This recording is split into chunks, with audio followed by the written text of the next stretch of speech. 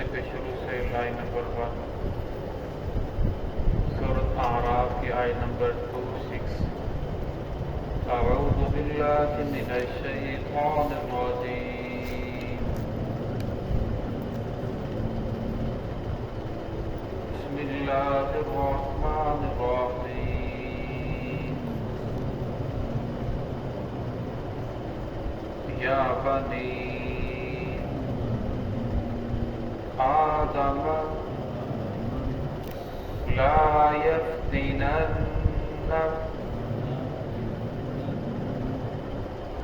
الشيطان كما أخرج أبويكم من الجنة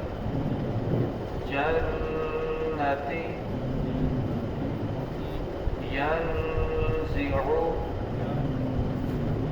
عنهما لباسهما ليريهما سوآتهما إنه يراكم هو وقبيله من حيث لا ترونهم إنا جعلنا الشياطين أولياء للذين لا يؤمنون وإذا فعلوا فاحشة قالوا وجدنا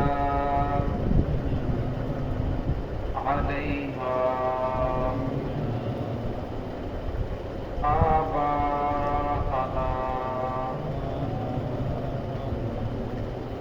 والله أمرنا بها قل إن الله لا يأمر بالفحشاء أتقولون على الله ما لا تعلمون۔ بسم اللہ الرحمن الرحیم، یا بنی آدم لا يفتننكم الشيطان كما أخرج أبويكم من الجنة ينزع عنهما لباسهما ليريهما سوآتهما إنه يراكم هو وقبيله من حيث لا ترونهم إنا جعلنا الشياطين أولياء للذين لا يؤمنون وإذا فعلوا فاحشة قالوا وجدنا عليها آباءنا والله أمرنا بها قل إن الله لا يأمر بالفحشاء أتقولون على الله ما لا تعلمون یا بنی آدم لا یفتننکم الشیطان، اے بنی آدم، اے آدم کی اولاد، شیطان تمہیں مصیبت میں مبتلا نہ کر دے۔ کما اخرج ابویکم من الجنۃ ینزع عنہما،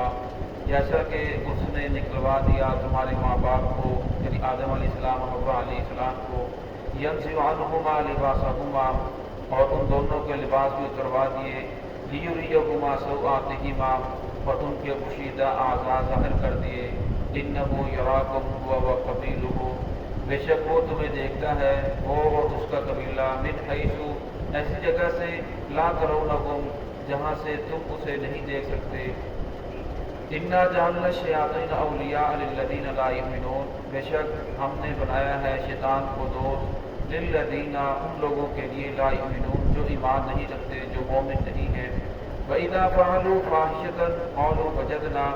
جب وہ کرتے ہیں کوئی برائی کا کام، کسی فحاشی کا کام، قالوا، پھر وہ کہتے ہیں،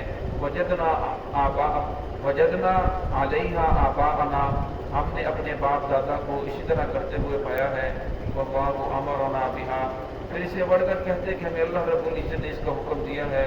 قل ان اللہ لا یأمر بالفحشاء، جس سے کہہ دیجئے بے شک اللہ رب العزت لا یأمر، نہیں حکم دیتے، بالفحشاء، کسی برائی کا، اتقولون، کیا تم کہتے ہو، علی اللہ ما لا تعلمون، اللہ رب العزت پر وہ باتیں، وہ کام، ما لا تعلمون، جو تم جانتے نہیں ہو۔ اس آیت کے اندر اللہ رب العزت نے اولاد آدم کو شیطان سے خبردار رہنے کے لیے سمجھایا کہ تم لوگوں کو شیطان سے خبردار رہنا چاہیے کہ شیطان تمہارا دشمن ہے، تمہارا دوست نہیں ہے، یہ دوست صرف کافروں کا ہے۔ تو فرمایا کہ جس طرح اس نے تمہارے ماں باپ یعنی آدم علیہ السلام اور حوا علیہ السلام کو ان کے سامنے جھوٹی قسمیں کھائیں، وقاسمہما انی لکم لمن الناصحین، کہ میں تمہارے خیر خواہ ہوں، تمہیں نصیحت کرنے والا ہوں، تم بچ جاؤ گے، اللہ رب العزت کی نافرمانی کے اوپر ان کو مبتلا کر دیا۔ تو فرمایا جس طرح ان لوگوں نے اس کی بات کو مان لیا کہ یہ تو ہمارا خیر خواہ ہے، یہ تو قسمیں اٹھا رہا ہے، فرمایا اس طرح یہ تمہارے سامنے بھی طرح طرح کی تجاویز پیش کرے گا، تو لہٰذا تم نے اس کے دھوکے کے اندر نہیں آنا۔ اگر تم اس کے دھوکے کے اندر آؤ گے تو فرمایا پھر یہ تمہیں بھی گمراہ کر دے گا، تمہارے اوپر بھی اللہ رب العزت کی پکڑ آ جائے گی۔ پھر آگے فرمایا انہ یراکم، وہ تمہیں دیکھتا ہے، وہ وقبیلہ، وہ اور اس کا قبیلہ، من حیث لا ترونہم، ایسی جگہ سے جہاں تم اسے دیکھ نہیں سکتے، کیونکہ شیطان جو ہے جنات یہ آگ سے بنے ہیں، اور فرمایا یہ ہمیں نظر نہیں آتا، یہ انرجی ہے، انسان مادہ ہے، انسان نظر آتا ہے، تو فرمایا یہ انسان کو دیکھتے ہیں اور انسان کو ورگلانے کی بھی کوشش کرتے ہیں۔ آپ نے دیکھا ہوگا کئی لوگ کہتے ہیں کہ میں نے فلاں جگہ جانور کو دیکھا، پھر وہ اچانک غائب ہو گیا، فلاں جگہ میں نے مرغی کو دیکھا، پھر وہ اچانک غائب ہو گئی۔ تو فرمایا یہ اصل کے اندر جنات ہوتے ہیں جو اپنی شکلیں تبدیل کرتے رہتے ہیں۔ انسانوں سے جنات کی تعداد زیادہ ہے، یہ ہر جگہ موجود ہوتے ہیں۔ اکثر اب قرآن پاک میں ارشاد فرماتے ہیں منہم الصالحون ومنا دون ذلک، یہ جنات ان میں سے نیک بھی ہوتے ہیں، مسلمان بھی ہوتے ہیں، کافر بھی ہوتے ہیں، اچھے بھی ہوتے ہیں، برے بھی ہوتے ہیں۔ جو مسلمان ہوتے ہیں جس طرح ہم نماز روزے کے مکلف ہیں، وہ بھی اسی طرح نماز روزے کے مکلف ہوتے ہیں، لیکن جو کافر ہوتے ہیں، برے ہوتے ہیں، بد ہوتے ہیں، تو جس طرح انسانوں میں سے ایسے ہیں تو فرمایا انسان ان لوگوں میں سے بھی ہوتے ہیں۔ اور اکثر جو ہمارا جو معاشرم ہے پہلے دور کے اندر یہ گھروں سے بہت دور ہوتا تھا، اور آج کل تو بالکل کمرے کے بالکل ٹیچ ہوتا ہے۔ تو یہاں فرمایا جو برے ہوتے ہیں جنات شیاطین، وہ اس معاشروں کے اندر رہتے ہیں اور گھروں میں بھی ہوتے ہیں، تو فرمایا یہ ہمیں نظر نہیں آتے۔ اور آپ صلی اللہ علیہ وسلم کی حدیث ہے کہ جب معاشروں کے اندر جاؤ، بیت الخلاء میں جاؤ، تو یہ دعا پڑھ کر جاؤ، اللہم انی اعوذ بک من الخبث والخبائث، جس کا ترجمہ یہ ہے اے اللہ میں خبیث جنات اور خبیث جنانیوں سے آپ کی پناہ کے اندر آتا ہوں۔ اور جب انسان یہ دعا پڑھ لیتا ہے پھر وہ انسان کے صدر کو نہیں دے سکتے، جسم کو نہیں دے سکتے۔ اگر انسان دعا نہیں پڑھتا تو پھر وہ انسان کے صدر کو دیکھتے ہیں، جسم کو دیکھتے ہیں، پھر وہاں سے بیماری شروع ہو جاتی ہے۔ اکثر آپ نے دیکھا ہوگا کہ بچہ ہے یا ایک بچی ہے یا گھر کے اندر کوئی بھی فرد ہے اور دعا نہ پڑھنے کی وجہ سے اس کے اوپر کچھ نہ کچھ اثرات ظاہر ہو جاتے ہیں، آہستہ آہستہ پھر وہ بیماری کی شکل اختیار کر جاتے ہیں۔ ہم لوگ ڈاکٹروں کے پاس کبھی ایک کے پاس جا رہے ہیں، کبھی دوسرے کے پاس جا رہے ہیں، حالانکہ اسے ڈاکٹری مسئلہ نہیں ہوتا۔ اس لیے یہ دعا خود بھی یاد کرنی چاہیے، بچوں کو بھی یاد کروانی چاہیے، اور سنت کے مطابق انسان معاشروں میں جائے گا تو وہ بھی ایمان بن جائے گا۔ حضرت علی رضی اللہ عنہ سے یہودی نے سوال کیا کہ آپ کتنی دیر عبادت کرتے ہیں؟ तो हम 24 घंटे इबादत करते हैं। वहाँ 24 घंटे कैसे इबादत करते हैं कि आप बैतुल खुला नहीं जाते, खाना नहीं खाते, दूसरे काम नहीं करते। और मैं अगर हम बैतुल खुला भी जाते हैं तो दुआ पढ़ कर जाते हैं, नबी के सुन्नत तरीके के मुताबिक जाते हैं, तो हमारा बैतुल खुला जाना भी इबादत बन जाता है।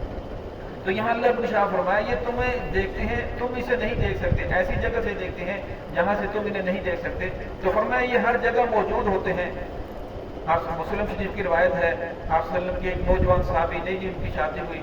तो आप सल्लम ने पूछा दोपहर के वक्त, या रसूल अल्लाह मैं घर जाना चाहता हूँ, मेरे घर के अंदर और कोई नहीं सिवाय मेरी बीवी के, उसे सौदा सलफ लाकर देने वाला कोई नहीं है, लिहाजा आप मुझे इजाजत दें। तो आप सल्लम फरमाया कि ठीक है चले जाओ, लेकिन अपनी हथियार जो है वो साथ लेकर जाना, कहीं ऐसा ना हो और चकन्ने होकर जाना कहीं यहूदी दुश्मन तुम्हारे ऊपर हमला ना कर दें। उनका कोई बात नहीं, लिहाजा मैं अपने हथियार के साथ लेकर वो चल पड़े। जब वो घर के करीब पहुंचे तो देखा उनकी बीवी दरवाजे के साथ लगकर खड़ी है और इस तरह उन्हें महसूस हुआ कि जिस तरह वो किसी के इंतजार में है, किसी को बाहर देख रही है। तो बड़ा गुस्सा आया, 2 दिन शादी को हुए तो मेरी बीवी लगता है कि इसकी आदत अच्छी नहीं है। तो फौरन तीर कमान उसकी तरफ सीधा किया। तो उसने आवाज दी कि आप जल्दी ना करें, मेरी मजबूरी को सुने, मेरी बात को सुने, फिर उसके बाद जो करना है तो कर लें। जब उसके पास गए उसकी बात को सुना, वो कहने लगी कमरे के अंदर, घर के अंदर एक ही कमरा है और वहाँ सांप है और जो अपना सर उठा के बैठा हुआ है। तो फरमाया मैं उसके डर की वजह से यहाँ आ गई, किसी के इंतजार के अंदर थी, कोई आए और मैं उसे कहूँ कि उसे मार दो। जब उसने देखा तो सांप बैठा हुआ था तो उसने वो तीर सीधा किया और सांप को मारा, तो सांप भी मर गया, लेकिन सांप वो इंसान भी मर गया। तो उसके जो कबीले वाले थे, खानदान वाले वसल्लम के पास आए, फरमाया या रसूल अल्लाह दुआ करें ये जिंदा हो जाए। तो असल फरमाया ये जिंदा तो क़यामत के दिन ही होगा। तो असल के अंदर उसके जो बाकी बरादरी थी, जिन्नात थे, उन्होंने इस इंसान को मार दिया। तो इसलिए फरमाते हैं कि अगर घर के अंदर सांप देखो, सफेद रंग का सांप देखो, तो उसे 3 मरतबा कहना चाहिए कि यहाँ से चला जा, यहाँ से चला जा। अगर वो चला जाए या अपनी हैयत तब्दील कर ले, शक्ल तब्दील कर ले, तो फिर वो जिन्नात है, सांप नहीं है जिसने शक्ल तब्दील की हुई है। अगर फिर भी वो नहीं जाता तो फिर आप उसे मार सकते हैं। तो यहाँ भी अल्लाह ने शाह फरमाया कि वो तुम्हें ऐसी जगह से देखते हैं जहाँ से तुम उसे नहीं देख सकते। इन्ना जअलना शयातीन औलिया लिल्लज़ीना ला युमिनून, और फरमाया हमने जो शैतान है, जिन्नात हैं, फरमाया हमने दोस्त बनाया है उन लोगों का जो ईमान नहीं लाते, जो काफिर है। फरमाया जो मौमिन है, फरमाया उसके ऊपर इनको कोई कुदरत हासिल नहीं है। अल्लाह रब्बुल ने कुदरत उन्हीं पे कुदरत देते हैं जो कुफर करते हैं, अल्लाह रब्बुल इज्जत की बात का इनकार करते हैं, मोहम्मद रसूलुल्लाह सल्लल्लाहु अलैहि वसल्लम की बात को मानने के लिए तैयार नहीं है। वइज़ा फ़अलू फ़ाहिशतन, और फरमाया जब वो कोई बेहयाई का काम करते हैं, बुराई का काम करते हैं, क़ालू वजदना अलैहा आबाअना, फिर वो अपने बाप दादा के ऊपर इसको थोप देते हैं कि हमारे बाप दादा इस तरह करते रहे, लिहाजा अगर गलत होता तो हमारे बाप दादा क्या करते, क्यों करते। जब उन्हें कहा जाता कि हमारे तुम्हारे जो बाप दादा थे वो तो अगर गलत रास्ते के ऊपर थे, सादा जमाना था, उन्हें इल्म नहीं था, आप तो ऐसा न करो। फिर वो आगे से कहते वल्लाहु अमरना बिहा, बल्कि हमें तो अल्लाह रब्बुल इज्जत की ज़ात ने इसका हुक्म दिया है। अरब के अंदर पहले लोग जब हज करने के लिए आते तो जब वो बैतुल्लाह का तवाफ करते तो अपने कपड़ों को उतार देते, नंगे होकर तवाफ करते, और सिर्फ थोड़ा सा, जिस तरह ये पहलवान थोड़ा सा कपड़ा पहनते हैं तो थोड़ा सा कपड़ा पहनते और बाकी इस तरह जिस्म ढका होता, और उन्हें कहा जाता कि कपड़े पहन लो। फिर वो आगे से कहते कि उन्हीं कपड़ों के अंदर हम गुनाह करते हैं और उन्हीं कपड़ों से हम बैतुल्लाह का तवाफ करें, ये कैसे हो सकता है। कुछ ये दलील देते कि जब हम पैदा हुए थे जिस्म के ऊपर कौन सा कपड़ा था, तो लिहाजा इस तरह जिस तरह अल्लाह रब्बुल ने पैदा फरमाया इसी तरह तवाफ करना है। तो जब उन्हें समझाया जाता, कुछ समझ जाते, कुछ कपड़ा पहन लेते, कुछ कहते क़ालू वजदना अलैहा आबाअना, हमने अपने बाप दादा को इस तरह करते हुए पाया है, हम ऐसा क्यों करें, लिहाजा हम आपकी बात मानने के लिए तैयार नहीं है। और फरमाया जो लोग जिद के ऊपर अड़ जाते हैं फिर वो आगे से कहते वल्लाहु अमरना बिहा, अल्लाह रब्बुल की ज़ात ने हमें इसका हुक्म दिया है। हालांकि अल्लाह रब्बुल शाह फरमाते हैं कुल इन्नल्लाह ला यअमुरु बिल फ़हशा, अल्लाह रब्बुल इज्जत किसी को बेहयाई का, फहाशी का, बुरे काम का अल्लाह रब्बुल की ज़ात किसी हुक्म नहीं देती। आज हमारे ज़माने के अंदर देख लें कितने लोग ऐसे हैं जो फ़राइज़ की कोई परवाह नहीं है, फ़राइज़ जा रहे हैं, नमाज़ें छूट रही हैं, रिश्तेदारों के हक़ूक़ छूट रहे हैं, वो इसकी परवाह नहीं करते, लेकिन रसूमात के ऊपर वो कितने पुख्ता हैं कि रसूमात को पूरे तरीके से और पूरी तरतीब से, उस तरीके के एतबार से उनको पूरा कर रही हैं, और जो नहीं करता उसे बुरा समझा जाता है। अब एक आदमी सूद खा रहा है, सूद खाने वाले को बुरा नहीं समझता। देख लें चंद मवाली के अलावा पूरी दुनिया का निज़ाम सूद के ऊपर चल रहा है। कुरान पाक अल्लाह रब्बुल इज्जत ने चोरी करने वाले की सजा बयान फरमाई कि उसका हाथ काट दिया जाए, जानी की सजा बयान फरमाई कि सबसे सख्त सजा जानी की है कि उसे पत्थर मार मार कर हलाक कर दिया जाए। लेकिन अल्लाह रब्बुल इज्जत ने सूद खाने वाले के बाद फरमाया फ़अज़नु बिहर्बिन मिनल्लाहि व रसूलिही, کہ سود کھانے والا اللہ اس کے رسول کے ساتھ جنگ کرنے کے لیے تیار ہو جائے، اور میں سود کھانے والے کو برا نہیں سمجھتا، اسے اچھا مسلمان ہی سمجھتے ہیں، اور اس نے نام تبدیل کر دیا، یہ تو نفع ہے، یہ تو مارکیٹ اب ہو چکی ہے، اور اس کے نام تبدیل کر کے وہ سود کو کھا رہا ہے۔ لیکن فرمایا جو آدمی رسومات کے اوپر لگا ہوا ہے اور دوسرا جو نہیں کر رہا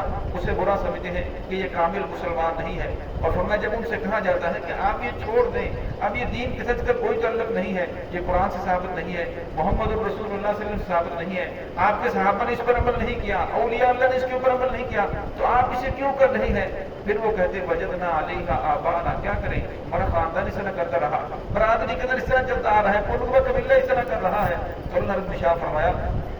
ان اللہ، جب وہ اس سے آگے بڑھ جاتے تو یا پھر وہ بھی یہی کہتے ہیں اللہ امرنا بہا، اللہ نے مجھے اس چیز کا حکم دیا ہے، اگر ہمارے باپ دادا وہ غلط ہوتے تو یہ کام کیوں کرتے، لہٰذا وہ درست تھے، فرمایا باپ دادا کا وہ کام جو قرآن کے مطابق ہو، حدیث کے مطابق ہو، فرمایا اسے کرنا چاہیے، لیکن یہ قرآن حدیث کے خلاف ہو جائے، محمد رسول اللہ صلی اللہ علیہ وسلم کے طریقے کے خلاف ہو جائے، اور میں ان کا تو سادہ زمانہ تھا، وہ سادہ لوگ تھے، آپ کو تو اللہ رب العزت نے علم دیا ہے، آپ کے پاس ہر جسد کی سہولت موجود ہے، اگر پھر بھی آپ نہیں مان رہے تو پھر ہٹ گرمی ہے، تو آپ کو اس کے بارے میں سوچنا چاہیے کہ میں جو بھی کام کر رہا ہوں اس کے بارے میں انسان غور و فکر کرے کہ کیا قرآن کے ساتھ اس کا کوئی تعلق ہے یا نہیں، جس ہستی کا میں نام لے کر کام کر رہا ہوں محمد رسول اللہ صلی اللہ علیہ وسلم کی ذات کے ساتھ اس کا کوئی تعلق ہے یا نہیں، اگر فرمایا وہ محمد رسول اللہ صلی اللہ علیہ وسلم سے ثابت ہو تو وہ کام کرنا بہت بڑی عبادت ہے، خود جو کرے دوسروں کو بھی دعوت دے، اگر فرمایا پھر اس کو محمد رسول اللہ علیہ وسلم کی ذات کے ساتھ تعلق نہیں ہے اور میں خود بھی چھوڑ دینا چاہیے، توبہ استغفار کرنی چاہیے، اور جہاں تک انسان کا بس چلے دوسروں کو بھی اس سے روکنا چاہیے۔ تو اللہ رب العزت فرمایا قل ان اللہ، بے شک اللہ رب العزت لا یأمر بالفحشاء، کسی کو بے حیائی کا بری بات کا حکم نہیں دیتے، اتقولون علی اللہ ما لا تعلمون، پھر اللہ شاہ فرماتے ہیں بندوں کو کیا تم اللہ رب العزت کی ذات کے اوپر وہ بات کہتے ہو جو تم جانتے نہیں ہو، تمہیں خود معلوم نہیں ہے، اور فرمایا اس کو اللہ رب العزت کی ذات کے اوپر تھوپ رہے ہو، ورنہ یہ اور بڑا گناہ ہے، یہ کام اللہ رب العزت نے حکم نہیں دیا، پھر یہ کہنا کہ اللہ رب العزت نے حکم دیا ہے، یہ محمد رسول اللہ صلی اللہ علیہ وسلم کا طریقہ ہے، آپ صلی اللہ علیہ وسلم کی حدیث ہے۔ فرمایا کہ جس آدمی نے میری طرف ایسی بات کو منسوخ کیا جو میں نے نہیں کی، فَلْيَتَبَوَّأْ مَقْعَدَهُ مِنَ النَّارِ، چاہیے کہ وہ انسان اپنا ٹھکانہ آگ کے اندر بنا لے، جہنم کے اندر بنا لے۔ تو اللہ رب العزت ہم سب کو صراط مستقیم پہ چلنے کی توفیق